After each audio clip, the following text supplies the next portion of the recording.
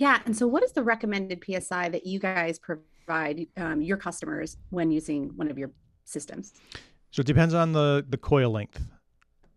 Typically, we run 6 feet of tubing between the keg and the jockey box or jumper box,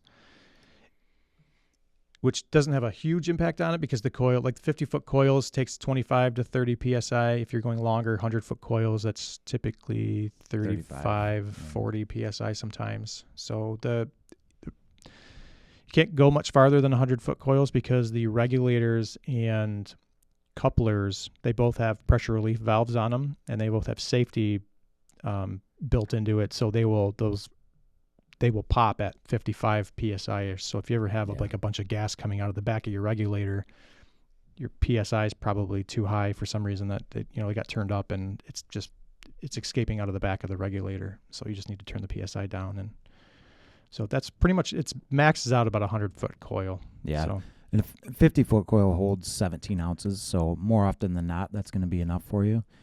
And while we do say 25 to 30, I always run it at 30. That seems to be perfect with our system. I actually one time was on a phone call with a brewery owner.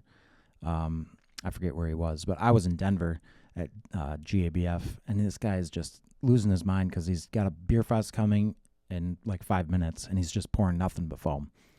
And I said, well, what are you running it at? And he said, 12 PSI. I said, well, kick it up to 30.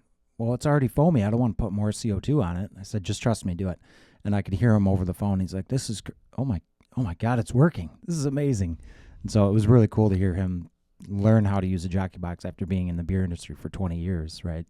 And then it just changed his whole opinion on jockey boxes.